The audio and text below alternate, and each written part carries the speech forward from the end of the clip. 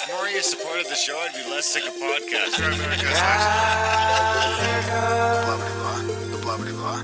Sending out good vibes. The blah blah. Good vibes. Good vibes. The blah blah. Good vibes. Good vibes. 108 breaths of deep gratitude and prayers for guidance and protection. And put on a didgeridoo and shamanic drumming track. Shivers or vibrations and stuff like that.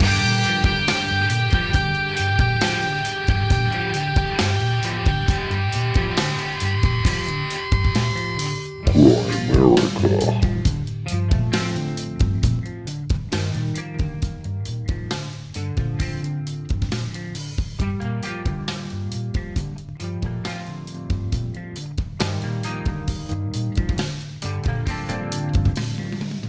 Okay, guys, welcome back to Grimerica Show. We're going to be chatting to Marcus McCoy, the troll blacksmith. Troll Cunning Blacksmith. Troll Cunning Forge. The troll blacksmith. He's an astrological alchemical blacksmith. I mean, honestly, it's quite fascinating. Fascinating stuff. Yeah. If you want to skip our lazy rounds, get right to the chat. There is a timestamp in the show notes. As always, just hit there, click on the time. It'll jump you right up to when the interview starts with Marcus. Until then, we'll just carry on with these lazy ramblings. But it's an interesting chat. There's a crazy delay, which I think we do a pretty good job of navigating. But it did sort of leave we had to kind of stick it to a back and forth, and we had to put our hands up to ask questions. And it was a very strange format. So it's probably a little awkward at times. Definitely hard to interject and have a conversation. Like, it's definitely difficult to have a conversation with that. We kind of had to wait for him to finish or put our hands up. Like, it was... You know, I would have liked to ask him more questions and different questions. I mean, I wanted to get into some ancient alchemy stuff and a little bit more about burnishing with gold and copper and different metals. I mean, it's where the you know, he visited this town. There's a town that's famous for blacksmithing, and he thinks it's the genesis of metal, of steel. Like, that's where steel came to the world, through this town. The Pyrenees, actually. Have you ever heard of that? The Pyrenees? Isn't that a type of dog? Well, yeah, I think it is. But I also came up the Pyrenees. I was reading about the Pyrenees in a book right before we had them on, too. So Pyrenees just keeps popping up here for me.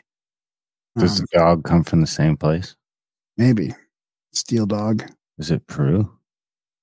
No, man, my sense is it's in Europe somewhere, but I really don't know. Interesting. Yeah. Wow. Like, I feel like it's like Spain, maybe Spain and like Western Europe, sort of. Like Barcelona. What's the place where all the rich people go? It's in Andorra, near Andorra. It's a mountain range located in southwestern Europe, extending from the Bay of Biscay to the Mediterranean Sea. It forms a natural border between France and Spain. Haha. Aha. There you have it. There you have it. Nice one. So we just finished the Grimerica Outlawed episode, an Outlawed Plus episode. It'll be out on Substack, and the audio will be out for our our Grimerica Outlawed Plus subscribers, and it'll be on locals too. We get into all kinds of controversial, crazy stuff. Mostly COVID and trans. Yeah, so we'll keep it a little bit lighter, or we'll keep it quick and lighter in this intro than we usually do. But we do have some news, right, Darren? Do we? Yeah. The adult brain news? We got a great book up on our podcast, on our new audiobook podcast. Think and Grow Rich. And the Emerald Tablets of Thoth. The Emerald Tablets of Thoth the Atlantean. You think Jason wrote them? It's pretty interesting, some of the stuff in there. I pulled up a couple quotes to talk to our guest who's coming on this week, Ella LeBain, who's who in the Cosmic Zoo, and I want to know what she thinks about some of this. But there's some really interesting stuff in there, because this is from I think it's from a channeling or something from the 1930s about Atlantis and about all kinds of ancient wisdom. The ancient wisdom. Well, yeah. So we're up to, I think, 60 or 70, maybe 70 of the books are uploaded to the Adult Brain Audiobooks podcast feed now. You can check them all out at Adult Brain Audiobooks. You can sign up for premium and get access to full the books, because it will be 100 or so and counting when I finally get them all up. It's a lot of work going through the back catalog and putting them all together into books and making them into MP3s and yada, yada, yada. At the same time as re-uploading the entire catalog for redistribution after the Amazon debacle. So that's where we're at, but it's getting there. We got, I think, 60 books back up and redistributed where you can buy them. So if you see a book on Adult Brain Audiobooks that isn't available as a full title yet, you can go buy that any place you get audiobooks. Or you can wait till it becomes free next month or the month after, maybe. Month after that. We can do 3 or 4 books a month. And then, or you can just pay the $7 a month and get them all, download them all, and away you go. Have 1,000 hours of content. So if you guys want to check that out, of course, that's adultbrain.ca like it's always been, or just search Adult Brain Audiobooks in your podcast player. How's everything going with the move? When are you out of here? Probably at the end of September. So you got about 1 month left? Yeah, I got about a month left, yeah. That's like a shitty month. But there's a lot to do. Like it's a weird, I have to change phone. Like I can't transfer all my accounts over to Saskatchewan. Like I have to change cable and internet and my phone and everything's I can have a new phone number probably. Like everything's changing like that. You're going to get a new phone number? Probably. I mean, I don't know how else. I don't think they can port it over to the new service. Oh, why your phone doesn't work there? No. I mean, Kyle's still using his Calgary phone in Ontario. I know, but this is Saskatchewan. There's like not happening. SaskTel has the best coverage, so I'll be like a SaskTel. You can't just stay on Rogers or whatever. No. Interesting. I can't even stay on Shaw. Like I can't stay. I have to switch over everything. Huh. Well, this will be interesting. So even my personal email address, like I've been clients of those for like 25 years. Like my old email address even like has to be rented. I have to find somebody else's server to put it on for now. It's a bit of a weird. We have a server. Shaw? Oh no. No, I need to find somebody with a Shaw account. Huh. Yeah. Well, that's a shame. Yeah, isn't that weird? And now it's coming up where like, oh, the email address I've had for 20 years can't be kept. Well, that's a shame. No more player coach. Yeah. Well, your coaching days are way behind you. And my playing days are way behind me too. Yeah. Well, I always took it as you were coaching players. Was that you like a player? No, player coach. Like you're a player and a coach. Like fucking Reg Dunlop from Slapshot, dude. Have you not seen that? I have seen Slapshot. Paul Newman is like the player coach, right? He plays and coaches, right? And that's basically what I did. Huh. They used to call me that in high school. Real leader. The older dudes, we used to play speedball with the older dudes. Is that where you diddle each other? It was like mud ball. It was like we'd go on the weekend and me and my buddy would get called up to play with them because we were competitive enough to play with the older dudes, and they would call me player coach even back then. Huh. They call me Reg Dunlop. Any diddling? No, that was the community hockey where that would happen. Yeah. That's where the diddling went down. Were you part of any of that? No, stayed away from that. Was there like a dude that you guys all knew? Stay away from? Yeah, his name was Middle Hole. We called him. He even had a nickname amongst the kids and everything. Like ours was Gabby. We kind of knew to stay away from him. You had to stay away from Gabby. He's a little grabby. Gabby. Yeah. Well, that's good. That's exciting, I guess. Well, it's interesting. Yeah. One of it, northern Saskatchewan's like I've never really been up there. I know north. It's not north. It's mid. It's almost dead center. Yeah, that's north, man. Anything that's not south is north when it comes to Canada. Like technically, Edmonton's mid to southern Alberta, but it's north, man. Let's be honest. Yeah. So, but up north Saskatchewan is beautiful country. Are you off the prairies? No, we're in the prairies. Yeah. How far from the bush? Well, I don't know. I mean, what are you talking about? I don't even. I mean, I guess I'm so far that I don't even know where the bush. I guess I don't even know where the bush is. So. Yeah, it gets pretty foresty once you get far enough north. Really? Yeah, that's. I never really think of Saskatchewan as foresty. So where? Oh yeah, Rainbow Lake is huge. Oh, that's where? Which lake? Rainbow Lake, I think it's called. Yeah, I see what you mean. Yeah, it gets oh yeah, you're right. It's not too far from that, really.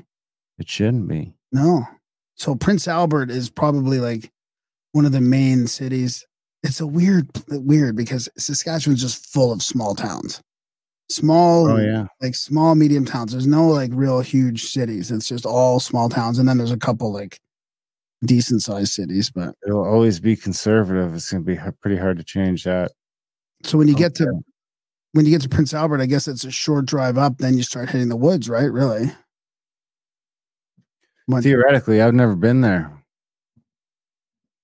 I never, like I say, I think Regina's as far north as I've been. That's not true. I've been to Lloydminster once, but which might even be Alberta still.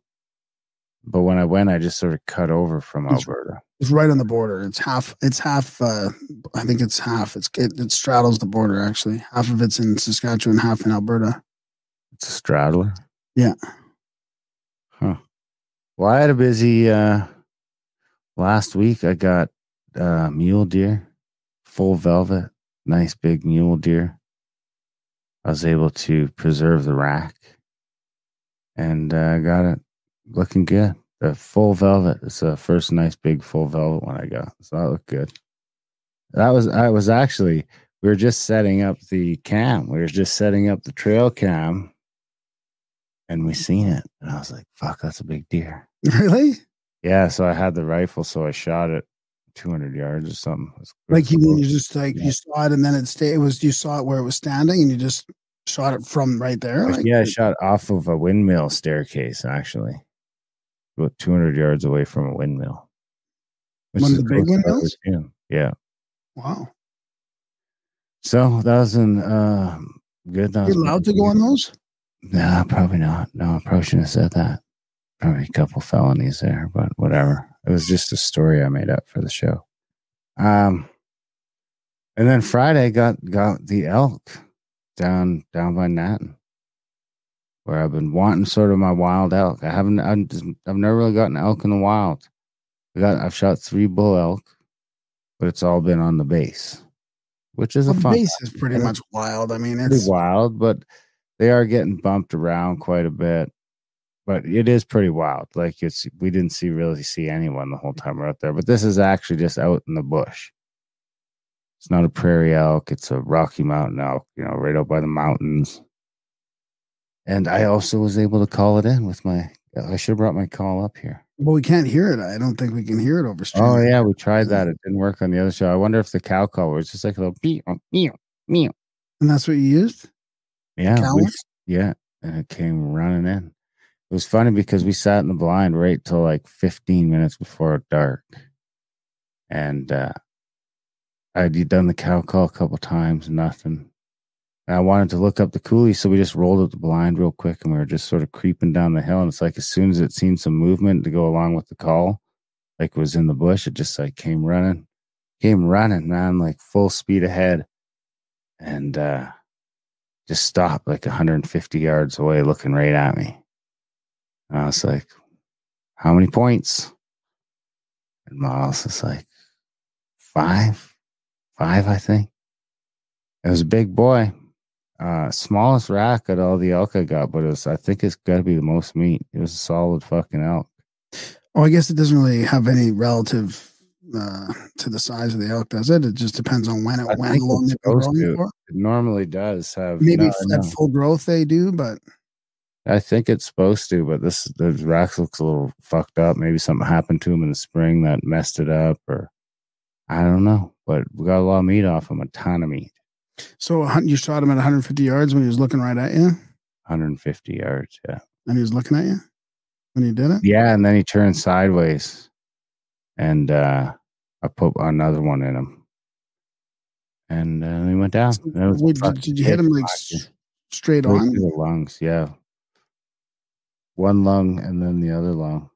I missed the heart, which is good. I've been saving the hearts lately to just add to my ground meat. You don't really notice it's in there, but you get it all. That's a great idea. I got the liver out of this one too because it was a nice cool night. I had some, like I was able to get on ice fairly quickly, get it to the butcher. So I'll get the liver. I got the ribs. It was a good harvest. We pulled the truck right up to the fucking thing, dude. I probably shouldn't say that either. But it's like, we're out in the bush, out in the plain. It's like where the bush meets the plains out in the foothills, though. So there's a lot of prairies and there's a road to get like halfway there. And then there's a crazy hill. That's the craziest hill I've taken my truck up. It's like, looks like you're just driving into space. I wasn't sure the truck was going to make it because it doesn't have the best tires on it. Still got the street tires it came with on there. But it made it.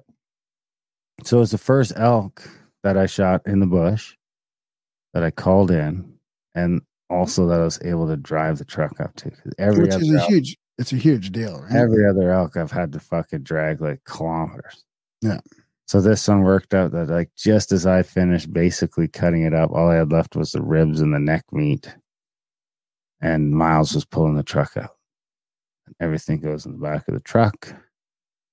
Straight home into the new fridge and system that I just bought a new freezer, got that all set it up, got it into my meat fridge overnight and off to the butcher the next day. So now I am good. I'm good for meat. I'm all set till November probably, except for birds. I can do some bird hunting, and I'm also pulling the bow back out just because I'm just going to bow hunt now for the rest of the year. Is white man bow season started then? Starts Friday, so all my buddies will be bow hunting, so I'll just go bow hunt with them. If I get something great, I mean, I can go through a lot of meat. You know, I got my mom, my sister. There's 5 of us here eating it. You got CAC coming up. I got CAC coming up. So the hopeful CAC will be able to just shot a new elk. So all the elk that's here can basically go. To go to CAC? Yeah. We have a ton of elk meat. Yeah. Elk meat and deer sausage, I think. And then one night we'll do a bunch of antelope burgers or something. So when is this CAC? That's November 9th to 12th. It's about third or half sold out. We could use some more people. It's going to be a time. It's like a super limited capacity. When I say it's like if it's a third sold out, I think that means there's 9 spots left and it's half sold out. There's 6 or 7 or something like that. That's with Brown and Powell, right? And I talked to 3 people today that want to come. We got Anthony's coming over from the UK, and Brown and Powell's coming up from the States. We got a bunch of other people coming. It's going to be a good time. Over in Vermeer, British Columbia, flying to Calgary Airport. We'll pick you up, take you there, feed you. We'll do some cold plunging. We're going to go to the river, get in the Calgary River in November. Hopefully there'll be some snow. There might not be. It's pretty hit or miss for snow around there, honestly, but it'll be fucking cold at night. I promise you that. It'll be chilly at night, and the water will be cold as fuck. And there's a hot spring right there. What I'm hoping for is we'll get a nice little dust of snow that weekend so you can experience the actual thing. But we are going to drive you through the heart of the Canadian Rockies. I mean, this shit is the stuff that the Asians just eat up. They come over here in droves. We're going to drive right by Banff. I mean, if you guys want to talk into Banff for a second and show you what Banff looks like, if you want then you're going to go 93 through all that and then hit the 93 down into Radium, and it's only about 4 hours, but it's probably about, the most beautiful 4 hours from a Canadian Rockies perspective that we could take you on short of taking you up to Jasper or something like that. But it's an amazing, amazing, amazing drive. Highway 40's right there. We can take you probably down that on the way there or on the way back. Doesn't close till December 15th. So we'll do some amazing sightseeing. We'll get in the water. We'll do the cold plunge. We'll do the hot springs, mushrooms, and we'll have all sorts of wild meat for you guys. If you don't want wild meat, we'll have regular food for you there too. But we're going to have a time out in the mountains in Vermeer, British Columbia. Contact at thecabin.com. Sign up today. There's only a few spots left. It is going to be the adventure of a lifetime. We're only a few hours from home. My kids will probably be there for most of the weekend. Sean's going to be there. I guess you'll be a little farther from home by then. Yeah, it'll be probably a 7-hour drive to get back to you, and then Plus That'll be- 4. It's about that'll be 4. fun though. Oh, it's going to be a thing. Contact at the cabin if you guys want to check that out. Highly encouraged to do this Canadian event. I mean, they might lock us down again. Get in now, quick, before they do. I don't think they will, but you never know. Alberta be the place to be. I guess we're driving to BC, but come on out. Also, Also, Montana with Randall. Couple spots opened up. Somebody couldn't make it, so there's 2 spots available for Montana, but this is going to go fast.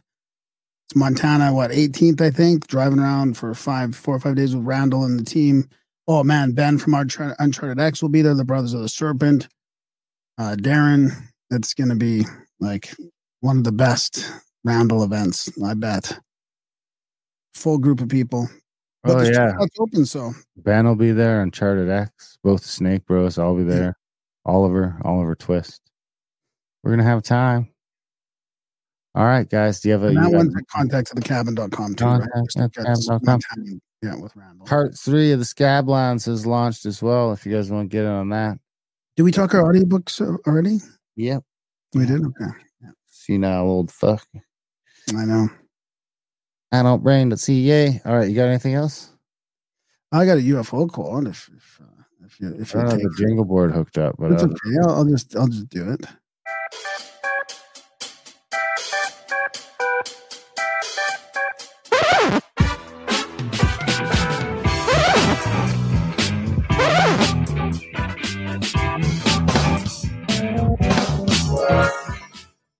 all right, let's have it.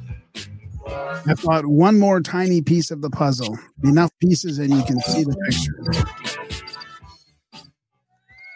Jacques Vallée.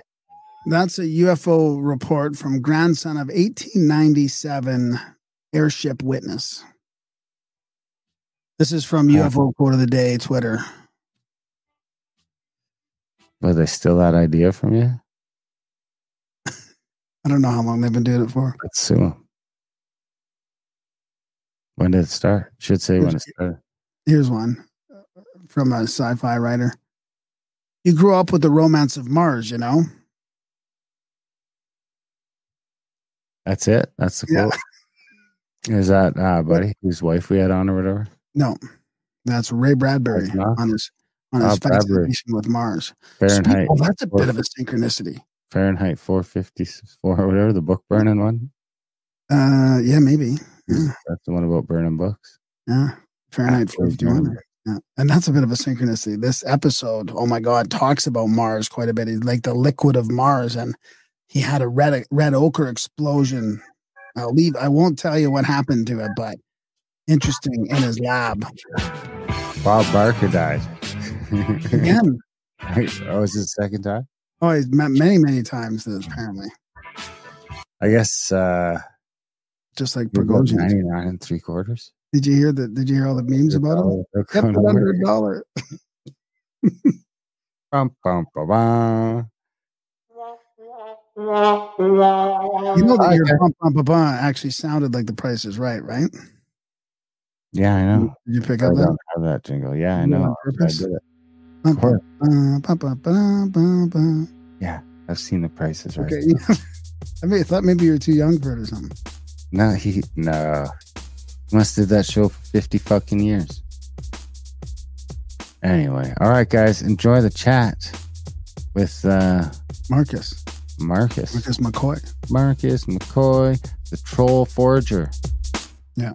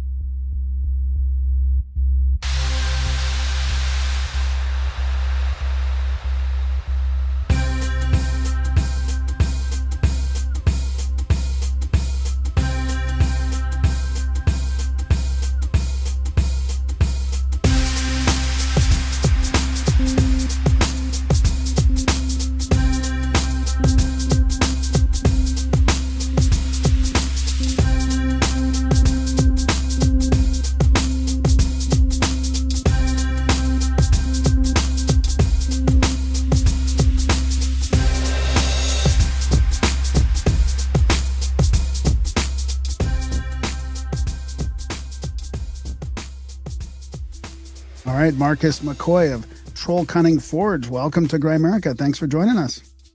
Yeah, thanks for having me.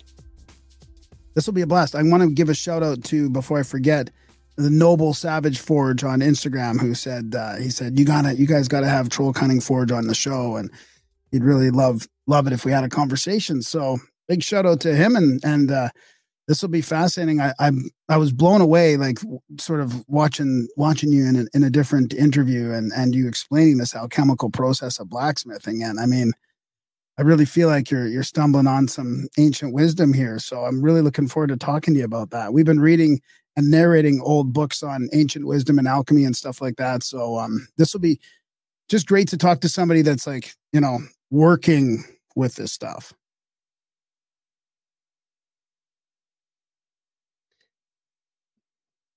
Sorry, there was a lot of delay there, so you got jumbled up quite a bit, and it was hard for me to understand what you were saying. Okay. Well, I hope that's not going to be a problem throughout the whole interview. I hope not. Yeah. I mean, I won't be talking too much, so hopefully you'll be doing most of the talking. Yeah. Well, hopefully it doesn't do it when I am too. So, yeah. Where do you want to start? I mean, yeah, I'm interested in alchemical blacksmithing. I mean, do you want to get into sort of just jump right into that, and then we can go from there? Sure. I mean, we can talk about where that was kind of born, if you'd like. Yeah. I'm a student of Robert Bartlett. I don't know if you know him, but the audience needs to know him. He's a lab alchemist, which, in my opinion, if you're not a lab alchemist, you're not an alchemist at all. You aren't actually doing the work. You may think you're doing the work, but you're not one bit. There was never a point in history until now that lab work was somehow disconnected from alchemy. So the people that are doing philosophical alchemy, or whatever you want to, they want to call it, spiritual alchemy. Sure, yeah, whatever you want to call it these days seems to be game.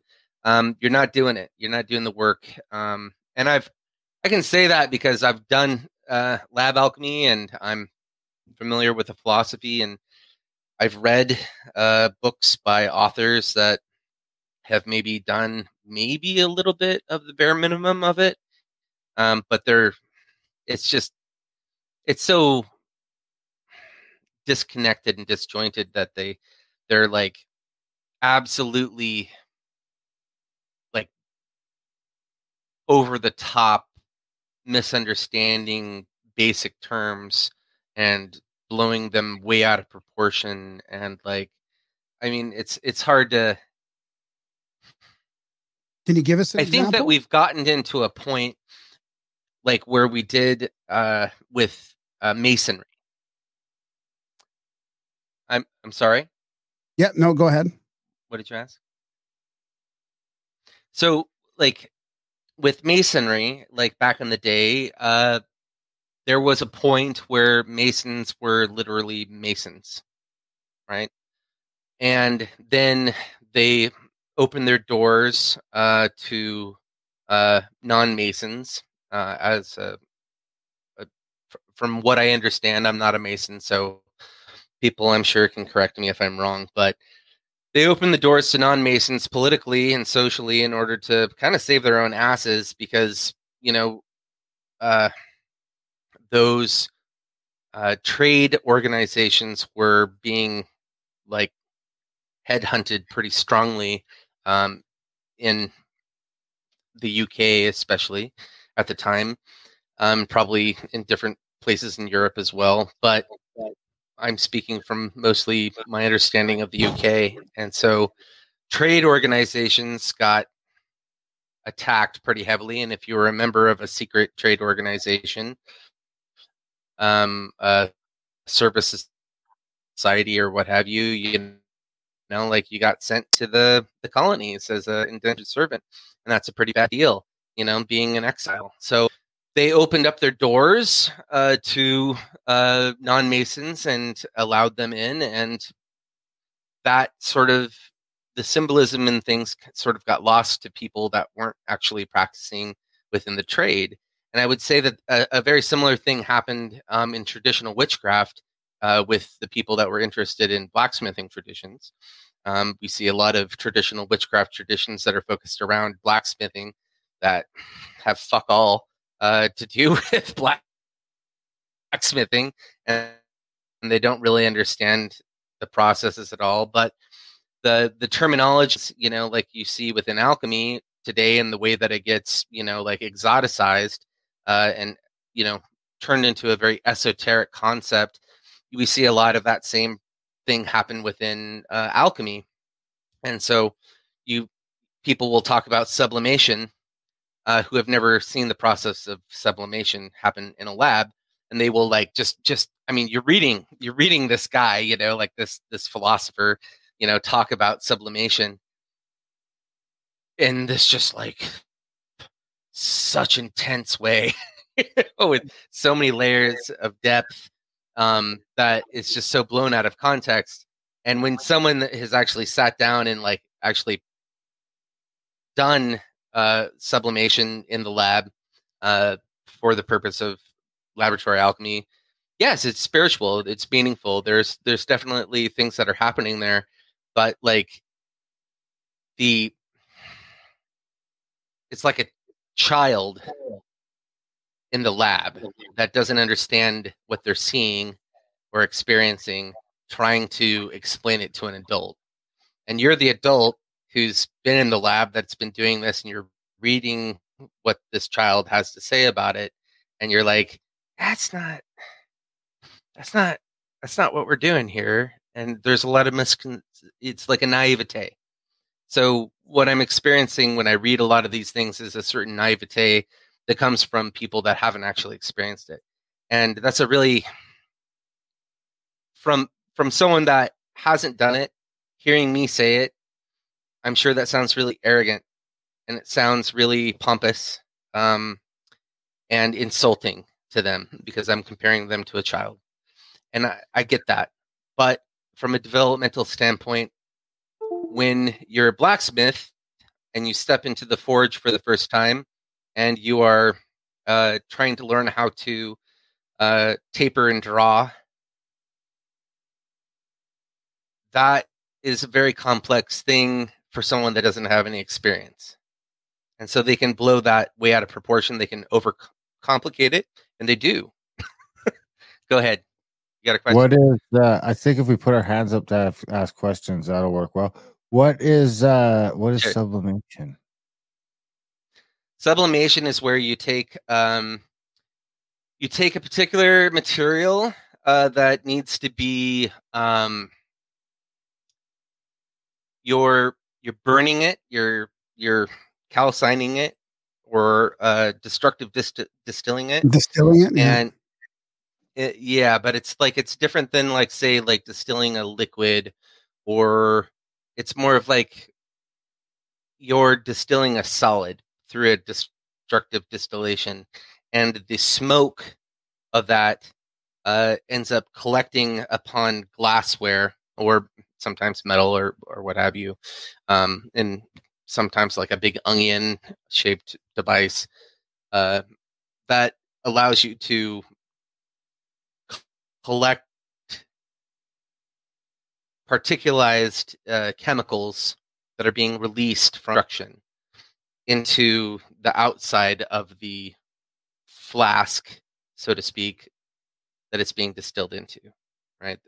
So it's like instead of distilling liquids where you get the vapor and then the vapor comes over, it's a vapor of a solid thing, not a liquid, that then turns into a solid again once it hits that. And so then it becomes like, so a good way to talk about it is like if you're taking, say, like an oil lamp, and you turn it up full blast, right? And then you get that black on the sides of your glass of the lamp, right? We've probably all experienced that, right? we're old enough to have used oil lamps. So that black on the edge of the container, that's like carbon and different chemicals that were within the oil that is in the lamp that's burning off. And then those chemicals are now on the edge of that glass. And so you scrape that off and use that in different alchemical processes. So it's a way of purifying things through a destructive process with fire. So that's one of the ways of describing sublimation. Can you talk about Yes. what when it clicked for you when you were learning from Bartlett about alchemy and blacksmithing? Yeah, absolutely. So I was taking one of my first blacksmithing classes at the same time. I was taking a class from Robert. It was the Secunda class, which is more focused on animal alchemy. So we focus a lot on urine in that class, which is a form of animalia, so to speak. And urine is one of the pathways to making a lot of different things within mineral alchemy. So it's kind of an important step. And that may sound very weird to a lot of people that aren't familiar with lab alchemy, but I'm not going to get into all the details of that. But in it, there's also a lot of talk about like these intermediary processes between plant alchemy and mineral alchemy, because that's kind of what Secunda is sort of a bridge over to mineral, which is where we're inevitably headed. And in that, we got to talk about a lot more about plant salts, because in Prima, we talk a lot about, plants. We're working primarily with plants. You start with plants. So in that, the salts are somewhat of a mystery. We're talking a lot about the mercury and the soul of the plants that we're working with, and the intelligence of them and things like that, and to distill them and to do these things. But the mercury, or the mineral aspect of it is something that requires a lot more attention. And in Secunda, we talk about that a little bit more. And my wife, Katamara Rosarium, she's on the board of directors for the Spagyricus Institute, which Robert talks on, and we're very involved with them. And they're much loved people in our lives, and I highly recommend everyone check out the Spagyricus Institute. It's wonderful. And Robert's work is just, I think, some of the best. And so I'm taking the class where we're doing lab work, and we're talking about the crystallization of plant minerals during a specific election, planetary election, astrological election. And so he had with him like a glass beaker, kind of like this, and it's just full of a liquid, clear, slightly opaque liquid. And this was a super saturation of plant salts of a particular plant that he had distilled and then calcined down to and leached the mineral salts out of, and then super saturated it into a solution inside of a jar. So he takes this jar, and this was a plant that was ruled by Jupiter, and he wanted to, he was waiting for a really good Jupiter election in order to crystallize these plant salts, because they're in a solution. They're a liquid, right? So he wanted to demonstrate to us the process of doing that, and so he popped them. Just like I'm sure you guys have had those.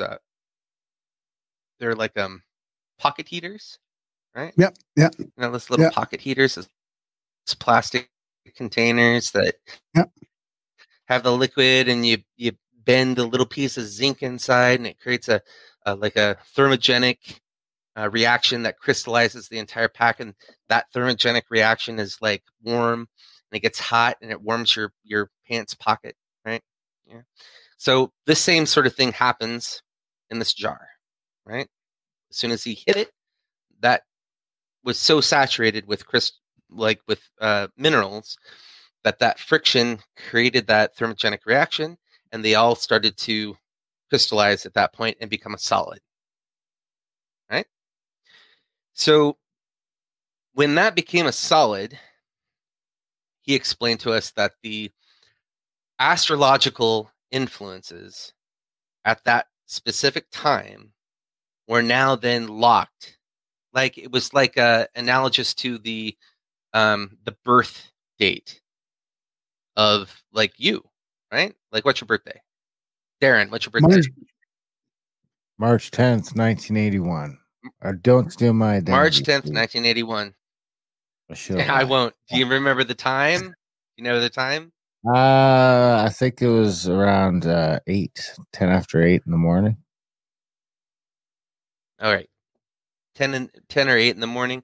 So if we 10 were to after do 8, this 10 at after that 8. time, right? 10 after 8. All right.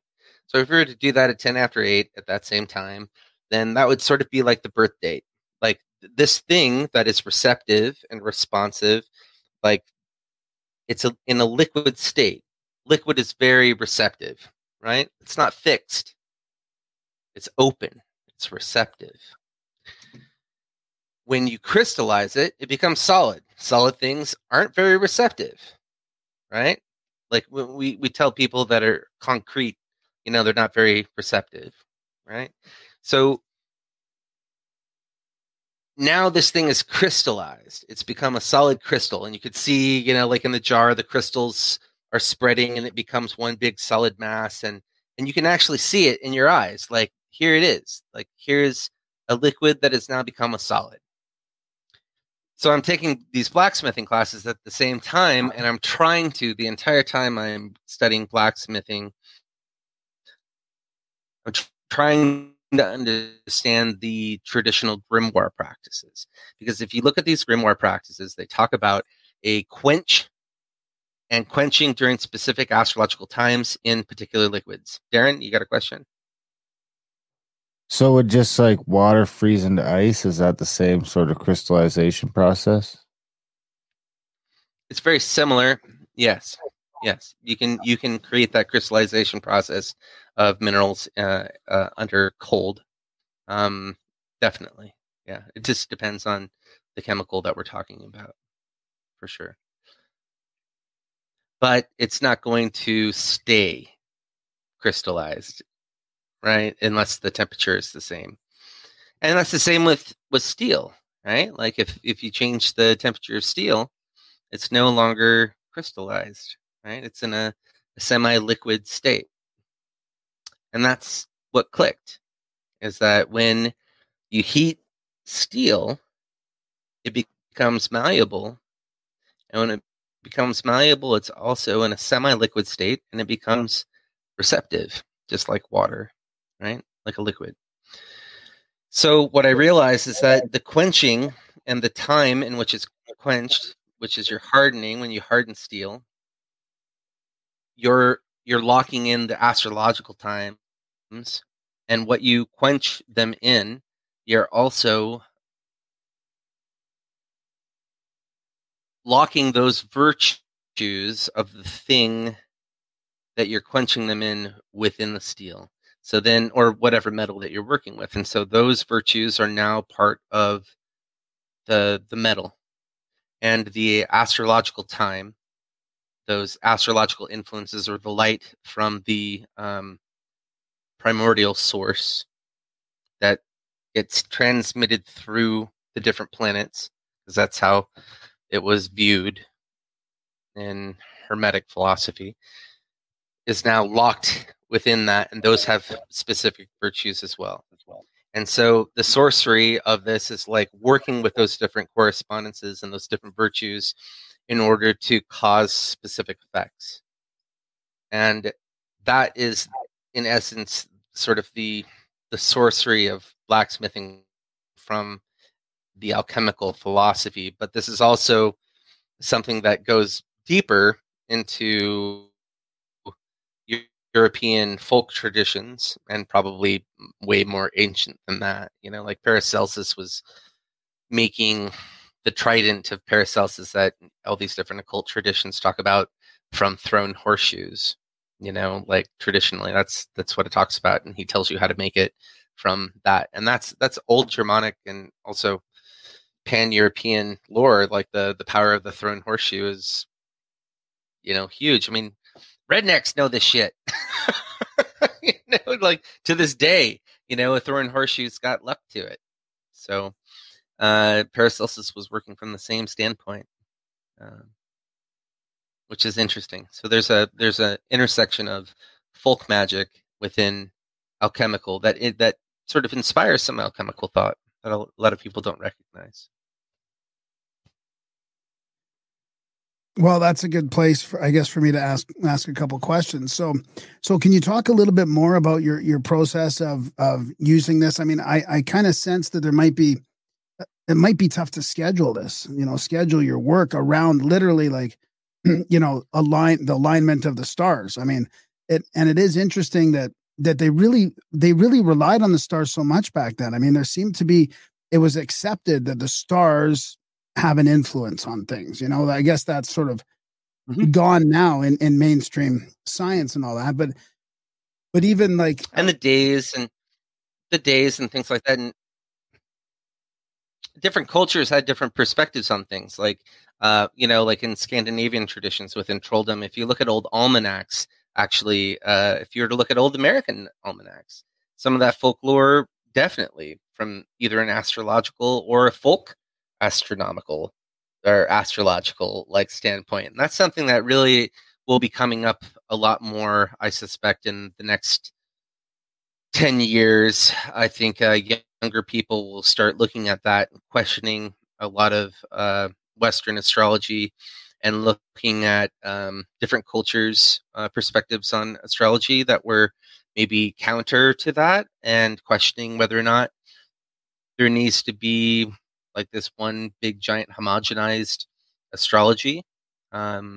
Because if you look at some Scandinavian trolldom practices that like moved on into different perspectives, like things that were done on a Thursday were associated with Thor, which is a Jupiter day. And once again, lightning, there's an association between the two. And of course, there's a historical aspect of that. And so I don't do everything from that unless I do, like I look at all these different things, and I know that it depends on what language I'm speaking. If I'm going to tell you a joke in Argentinian, or in Spanish, but with an Argentinian, slant, it might only make sense to you if you're Argentinian. And so I think that sometimes with folk magic and with different magical practices, it really helps to understand the language and the context in which these things are done. So like something done on a Monday is doomed for failure within Scandinavian trolldom. It's just not a good day to start anything. But from an alchemical standpoint, like, well, it would be good to start things for lunar stuff, because it's the moon. It's ruled by the moon. That's the day of the moon. So you would do things done on that day. But for magical things, or things that you want charged or to like happen, that you really want to have happen, like you would do on, Thursday. I don't know. Thursday, that's the day. So today. Thursday is Thursday, right? So for me, I get sort of like, how like people are speaking, and when they're bilingual and they mix their language up, and it starts to not even make sense to them sometimes. Like where they're confusing their words. Like for me, my constant confusion is like because Thor being like this blacksmith, or some perspectives is that he had a blacksmith perspective, or aspect, Some don't think that he is. But from my perspective, he has a blacksmith aspect. Though he didn't forge his own hammer, but he's still associated with blacksmiths and with the forge and with the hammer and things like that. So Thursday I associate with blacksmithing, but I also associate Tuesday with blacksmithing, right? Because Tuesday is the day ruled by Mars, right? So you have these competing things. Interesting. Yeah, interesting. Like in your mind when you are working from cross-cultural perspectives. There are commonalities and there's similarities, but you sort of have to switch between the two, and sometimes it becomes natural and you're just like, well, yes, of course, that makes sense, and some of it's just intuitive and you're just feeling it, and I prefer that. But I think that perspective for people that are very stringent with the astrological days and timing and things like that, and it has to be very pristine and focused with timing. I think that in the next 10 years, we're going to see a lot of questioning of that. I think that people will be like really a little bit more curious about different cultures' perspectives on time. Yeah. And the stars and how we navigate through this universe, like on Earth. So yeah, especially in terms of magical practices. So I got a question here. How much intention or what do you use any other influences like music or intention or meditation in your practice? I mean, and didn't the ancients say that alchemy couldn't really be practiced even in the lab without proper intention?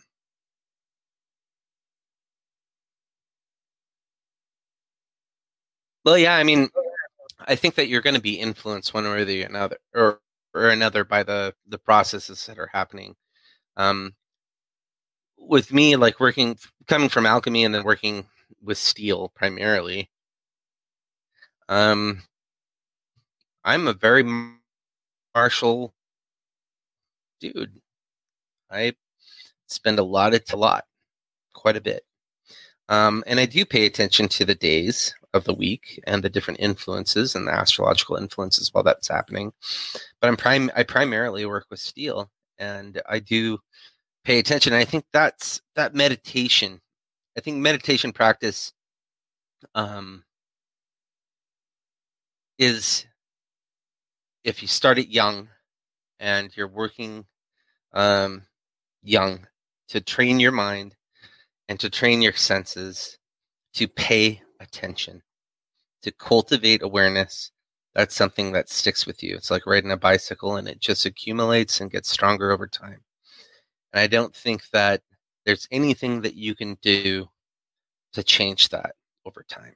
And so you're always going to be cultivating awareness. If you've really worked and focused on that and spent and dedicated and committed yourself to doing that, it will just inevitably happen.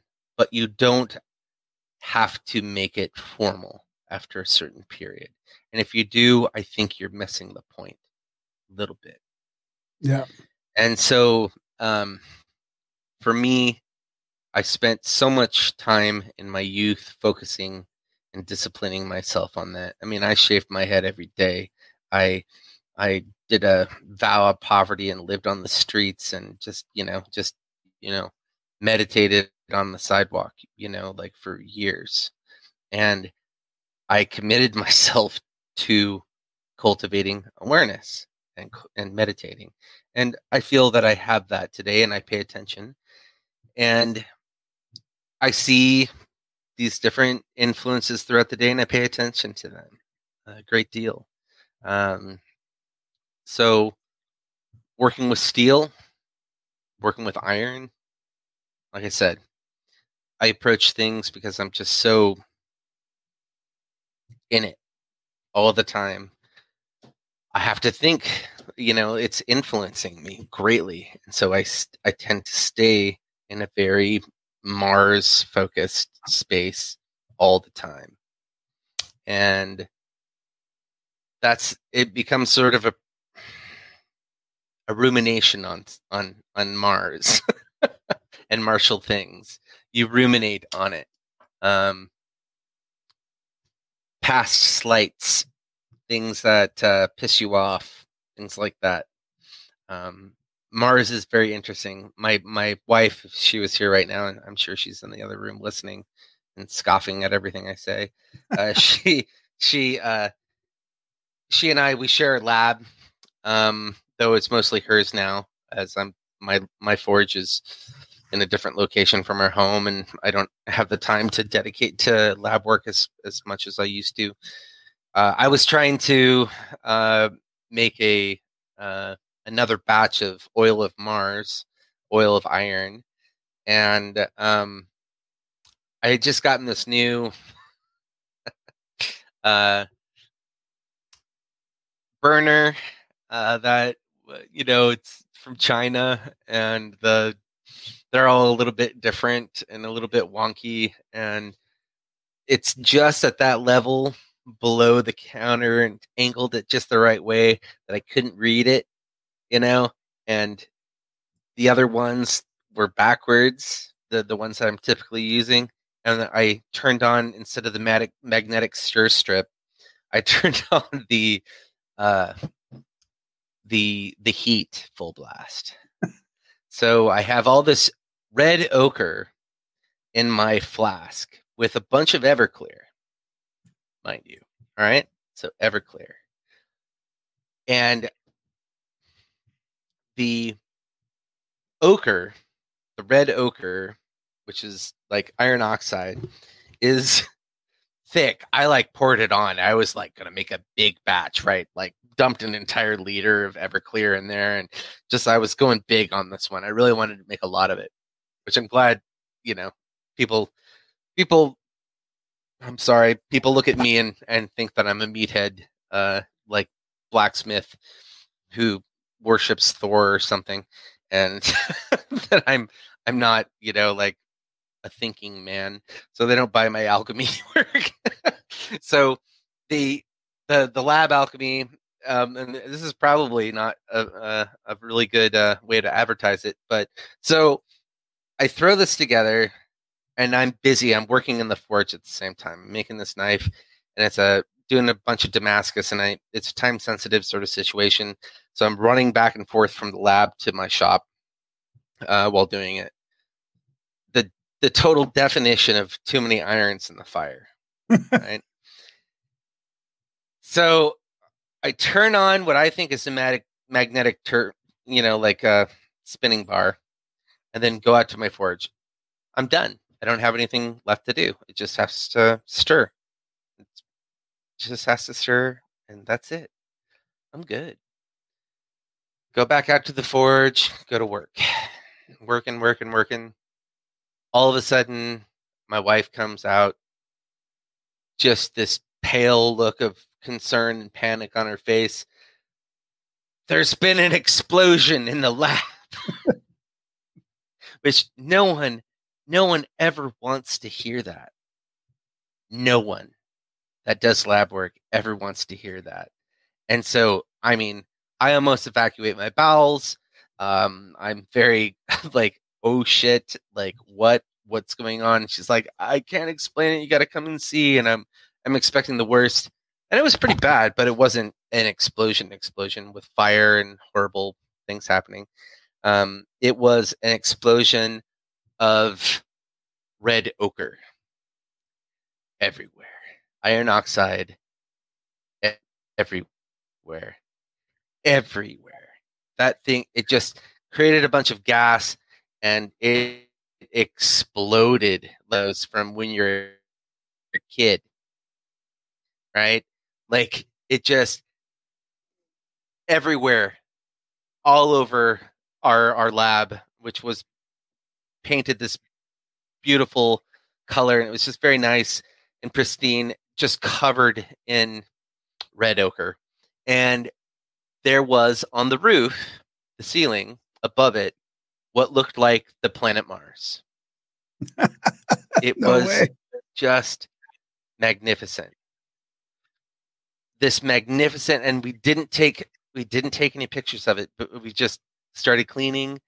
And I really wish both of us do that, because this it's just too much, it was just so crazy to like see this giant round planet, this red planet of Mars on our ceiling. Just crazy. So nuts. And I mean, it's exactly that red ochre is the exact color of the planet Mars. Like it's just what you see when you see things on the Mars River. It's amazing. Yes. Is that what prompted you to move your workshop a little bit farther away from the lab? No, no, that was out of necessity. I outgrew my my shop. My shop originally, I started in just a woodshed. I was not expecting to really get as into blacksmithing as I did, and I outgrew my space and needed to rent a place. So now I rent a place on the other side of town, and it's suiting all my needs at the moment. Though, of course, I'd love a big, giant warehouse space, but what can you do? One day maybe, let's show some of your stuff here. This is your Instagram page. Mm-hmm. I think Darren really loves knives, and he's a steel worker too, so he'll appreciate it. Oh, cool, man. I'm not a steel worker. Like I don't make knives and stuff. I have a guy, shout out to Steve Lynch, makes my knives. He made me like a tomahawk, and he's making me some sort of a sword right now. And he made me like a cleaver and a skinning knife and a deboning knife. And what kind of metalwork do you do, Darren? Like construction, He's a welder, but welder, iron worker. Yeah. That's you got to know a lot, and that's an amazing art form in its own right. Architectural steels, especially. So, I mean, these are amazing pieces. I mean, it's. Thank you. Yeah, it's incredible. I did those for a Sufi practitioner who, honestly, I kind of want to say this because I've been thinking a lot about it lately, and I especially really thought about it a lot after meeting him in person. And looking at some of his work over the years and talking to him personally, that the Sufi traditions and Arabic traditions are a lot of what we get Western occultism from. And a lot of people want to say, no, it's from the Greeks. The goes, blah, blah, blah, and all this stuff, a lot of it, like it's from either Arabic or Hebrew traditions that we've horribly bastardized because it was exotic, and we're always looking for some exotic other. But how far back? Well, I mean, the Picatrix, is a huge influence, but I think it, it goes way back. I mean, we're like after the Dark Ages. You got to think, like the Knights Templar and all that stuff, where we're like, yeah, and the Renaissance and things like that. But we were heavily influenced by Middle Eastern and Arabic practices. We don't acknowledge it. And if you look at these practitioners, and there's not a lot of translations of these practices, and there's not a lot of open practitioners in Arabic culture because it's considered very serious. You can do terrible things with this sorcery, and so people are penalized for doing terrible things, just like in every culture. And it's very feared because of the seriousness of it. And you'll actually find that in a lot of different cultures that still acknowledge magic as legitimate, is that prayer and healing and protection and things like that are considered good forms of magic, but everything else is considered sort of bad, manipulative and terrible to behold, because it is. Primarily, it is. So when you look at these practices, some of them are pretty heinous. And if you read the Picatrix, you can you know exactly what I'm talking about. You know, an oracular skull. For God's sakes, an oracular skull was created by putting a man in a barrel up to his neck. Imagine being in a barrel up to your neck with a big wooden hole over the top of the barrel, and the barrel is filled with sesame oil. And then you're just left there to starve to death and rot until your head just sort of like separates from the body. Okay? And then that skull, that head, is then used for doing divination work. Wow. Brutal. Yeah. Brutal stuff. I really want there to be more, and that's, you know, that's it. It's very dramatic. There's a lot of non-horrific things, and I don't want to misrepresent Arabic culture by and Middle Eastern culture by just talking about just the horrible stuff. But there's some really cool stuff within that you can obviously start to see heavily inspired and influenced a lot of Solomonic magic, and they're still doing it, and they're still doing it from a perspective that is way more advanced, way more informed. I mean, alchemy itself had its heyday in the Middle East. I mean, alchemy itself, you know, like Egypt, you know, I mean, come on. I mean, these are deep, deep influences on the Western tradition that we have been really ignoring. And the problem is, as well, is that a lot of these old books, you know, there are people that, almost like an Inquisition sort of thing, even today, you know, they want to destroy these books. They want to destroy that information. They don't want it out there. And that's still happening now within Arabic culture. You know? Wow. I wanted to ask you kind of about that along the same vein is how is occultism misperceived right now, like the real occultism, not like the, you know, black magic or the, you know, the darkness, like the evil they say occultism is these days, but occultism as in probably how you define it, you know, hidden. How is that misperceived these days, you know? Well, I think a lot of that has to do with the church and with the media, right? Whether it's rock and roll, heavy metal, or movies, TV shows, things like that. Like, they've sort of followed a narrative of like making satanic symbolism. Yeah, I mean, it's like the satanic panic just like kept rolling, you know, like within the media and stuff like that. I mean, I grew up within the satanic panic era, you know, like I grew up with Bob Larson. I was on a fucking radio DJ thing with Bob Larson once, and I wasn't allowed to talk to him. Like, they didn't connect us. I was so pissed. I had so much to say to that asshole. Oh my God. But like that whole thing of like, we make exotic that which we fear. We make other that which we fear, right? That which we fear is other. And excuse me.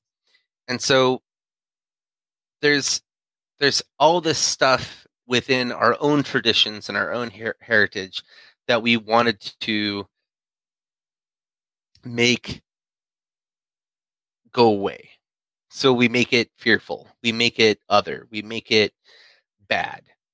And we've been doing this for a long time, you know, like the witchcraft narrative that we buy into today.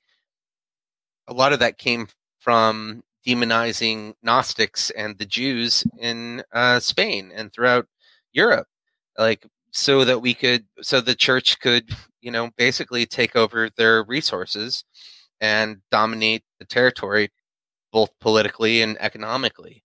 I mean, this is well-known history. Like, we did this, you know, like whether it was the Cathars or the Jews, and we did this. This happened.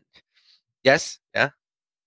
Well, it seems like it's ramping up now, though, too. I mean, it seems like now New Age. I mean, there's a whole sort of movement about demonizing New Age, witchcraft, like traditional occultism nowadays. Let's call it like just whatever, esoteric studies, witchcraft, anything kind of New Agey now seems to be getting demonized as well. There's a whole kind of movement that's all. Well, the New Age itself actually bought into the exact same narrative of that they used back in, ancient Europe and Spain.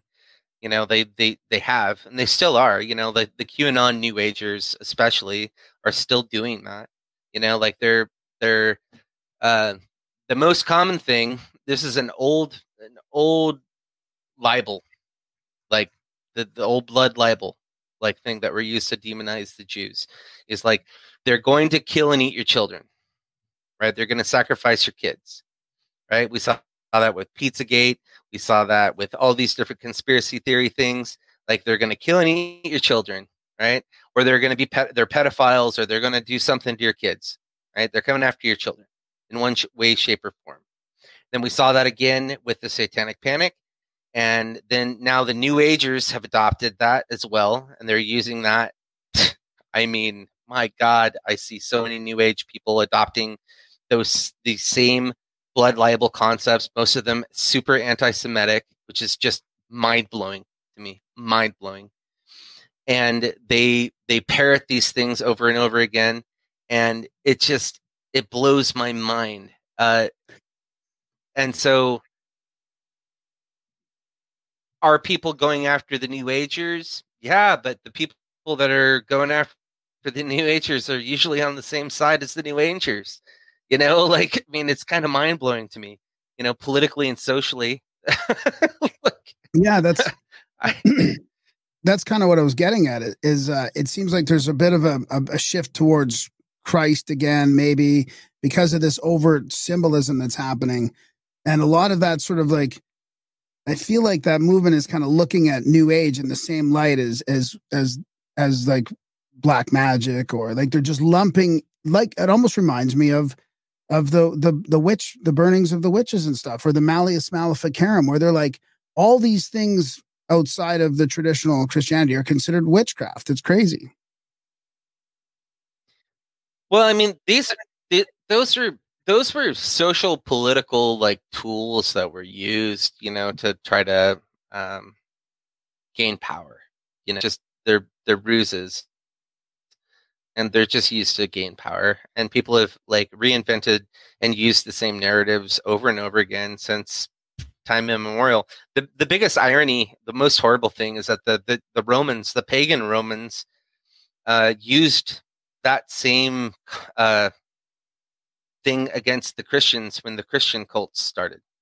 I mean, that's the brutal irony of it all. Like this narrative has been used over and over and over again to seize power, to keep small groups small, and to keep them from taking over the dominant political structure, social structure. It's used to relegate and maintain power within belief systems. And you learn about it and you're just like, from like way back, you can start saying like this is just a repeating pattern. They just keep reinventing the same story over and over and over again. And yeah, it's mind blowing. The sad thing is that New Age stuff is tragic. It's absolutely tragic. Is it inevitable, or is it done? Is it inevitable? Is it just part of our cyclical sort of evolution, our social evolution, or is it sort of intentional every time? I think a little bit of both. I mean, it's intentional and unintentional, like depending on who's participating in it. Like it's definitely intentionally thrown out there by some people, but I mean, it's unintentionally, done by people that are passing that on. It's like a sort of trickle down sort of form of hearsay and conspiracy, so to speak. I'm not really big into conspiracy stuff. I'm a massive critic of conspiracy theory and things like that. But what I see is, that are happening with it that limit our growth as a species, and I'm seeing a lot of it, especially right now with the internet making it so easy for people to spread information across the globe. Yeah. So like with alchemy, as well as with like blacksmithing, with my work, I see a lot of people just take my work and replicate it or try to imitate it without understanding it. With alchemy, I see the same thing. There's a blacksmith up in Canada who, as soon as I started doing my quenches and things like that, he saw that there were people that were wanting to, buy my work, and he was kind of a jerk and decided to replicate some of my stuff, and he started doing it in like moon water and different things that are quartz crystal water, things that went against the philosophy of alchemy, and that were like more new age. And my critique of the new age stuff is that it has no foundation in philosophy. It has no actual solid foundation at all. It's just cherry picked, foundationless belief that a toddler could come up with. It has no actual foundation in anything. People try to I guess loosely, adapt it to sort of pseudoscience of like scientific materialism with energy, vibration, and frequency and things like that. But it's still so loosey-goosey. You can just apply it, so oblique you can apply anything to it that just fits your narrative, like whatever it is. You can just like throw whatever you want in. So it's ripe for cherry picking. But it has no real philosophical foundation to it, which is what Hermeticism has, And I like that, or any of these different folk traditions, they've got cultural, philosophical foundations within them that are really deep. And the deeper you study them, the deeper they go. And it's kind of amazing. I love that one. I love the fire. Oh yeah. Yeah. That was a great project. So yeah. You see this within alchemy too. There's a lot of people that try to jailbreak alchemy, and they try to adapt scientific materialism to that, so that it's not. They use New Age philosophy instead of Hermetic philosophy, and what they end up doing is bastardizing the work itself. And what that allows them to do is pretty much anything they want. So they can sell you anything they want. They're just playing off your ignorance. So what do you mean by things as poorly as possible? They can sell you poison. What do you mean by playing it off scientific materialism? So so Hermetic philosophy has a strong foundation in the ontological system of Neoplatonism, right? Scientific materialism goes in a very different direction than Neoplatonism.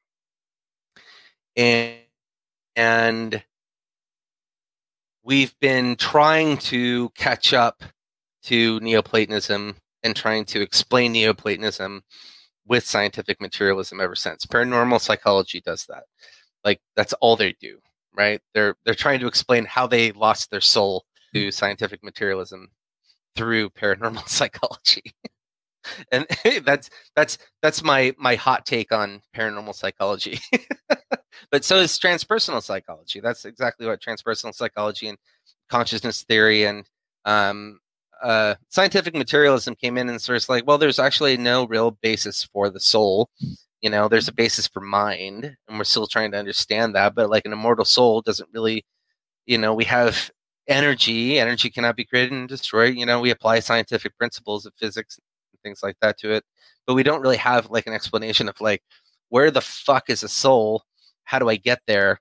And where is it? What does it feel like? What's it smell like? Things like that. Like, we're very materialist, like with our approach with that. And so we don't really have like a standpoint for that. So what we do is we create with a New Age philosophy, we create a bunch of really oblique bullshit pseudoscience ways of talking about it all, so that we can justify any whim that we have while stoned out of our mind, like sitting on the toilet with New Age philosophy. Because we can do that. Where does Scandi with New Age philosophy? We can utilize very loose scientific terminology to explain anything. Yeah. Oh, he's frozen. No, you're back. You're back. So where does Scandi folk magic sit on that issue? I've lost you. Well, yeah, can you hear me now? Can't hear me? Can you hear me now? I can. Okay. Okay. Where does Scandi folk magic sit on that?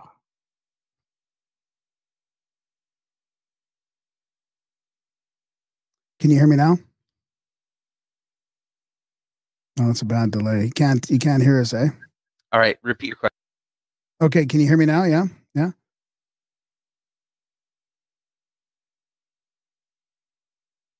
Yes. Yeah. Yep. Okay, where does Scandi folk magic so is your question, where does Scandinavian folk magic fall into this? Yeah. Oh no, where does it sit on, like, the, from Neoplatonism to the materialism and the soul?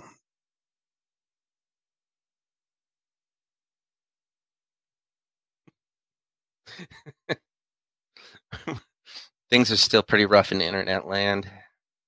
We're having some technical difficulties here.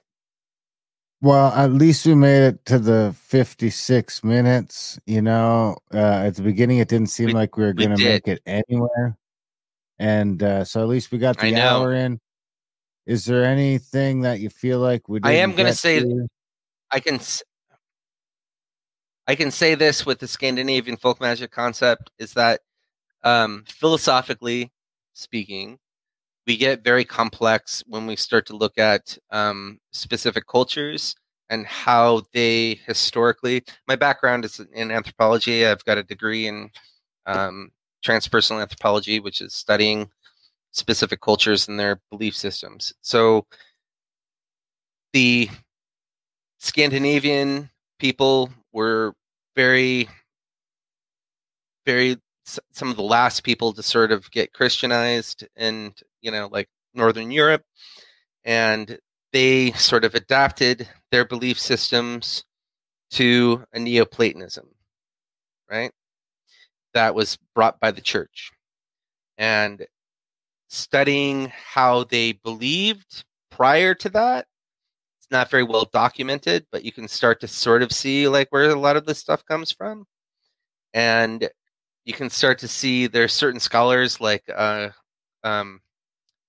Claude Lacatois, like he's one of my favorites. He wrote a lot about like the pre-Christian metaphysics of Europeans, and I think that anyone that really wants to dive headfirst into that conversation would do a good job looking at that, but also to study how Christianity started to influence your pan-European thought after it spread. So something to look at. You think we forgot anything, or do you want to say anything before we wrap it up? No, I do want to make a shout out to the Viridis Genii Symposium, which is something that my wife is the head of, and I just support and help do minimally. But the Viridis Genii Symposium is a conference, and the Viridis Genii book is a book that we publish and work on together, though she does most of the work. And it's wonderful. It pulls together authors and researchers and practitioners from around the world that are focused on plant magic, alchemy, plant mysticism, and things like that. And that the plant world, it just like an alchemy, that's what you start with. That's what you want to start with. That's what you want to learn first. And a lot of people don't. So something to pay attention to and keep your eye on is the work that we're doing there. So VridisGNI.com, and we do this event every summer, and we publish a book. We've got multiple books. We even started our own publishing company to self-publish the book series, and it's definitely something to check out. So definitely check that out. Right on. What about your where you can find your blacksmithing? Check out my Instagram, Cunning Forge. That's where I post everything. I post it on Twitter and Threads and Facebook and things like that. And my, of course, my Etsy page. But Etsy has been a little problematic for a lot of people in the last couple of years. So if there's something you see that I post that you like, feel free to message me because it's all for sale. Everything I do. So I'm not doing custom work anymore or reproduction work. I just make what I love and offer that to people. So right on. Thanks, buddy. There. Yeah, thanks a lot. Yeah, right on. Thank you, Troll, for coming on the show. Yeah. Have a good time. Come back anytime. Thank you. Yeah, it's good. Yeah. Thanks for having me. Right on. Take care. And that was a chat with Troll Cunning. Marcus McCoy. Troll Cunning Forge. I wanted to ask him about why he named it. Sorry, I was like, fuck, I didn't know I seen the name somewhere. Troll Cunning Forge. I wanted to ask him about that name next time because I got more questions. I want to ask him about the gold, working with gold and bronze and yeah, it's fascinating stuff. Working with the bronze, the gold.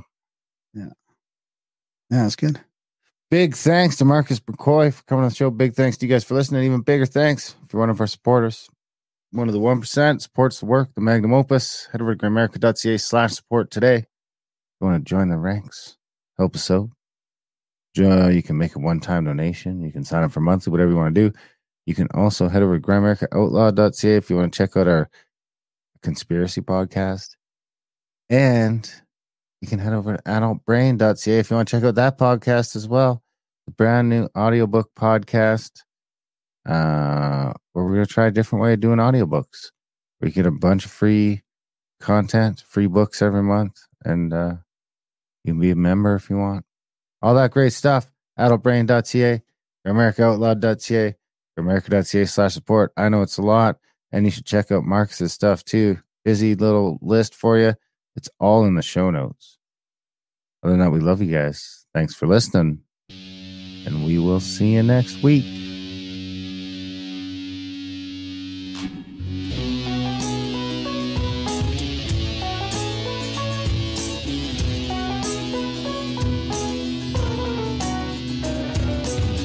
Your mind's on fire, all the color red in a blue lagoon.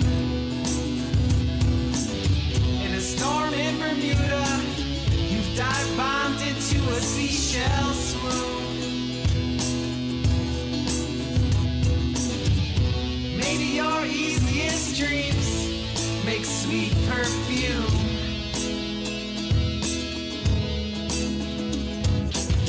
While you're yawning, yet not breathing in a hospital room.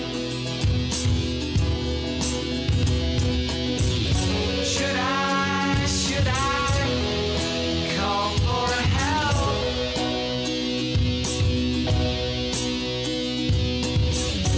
We are drowning in this ocean swell.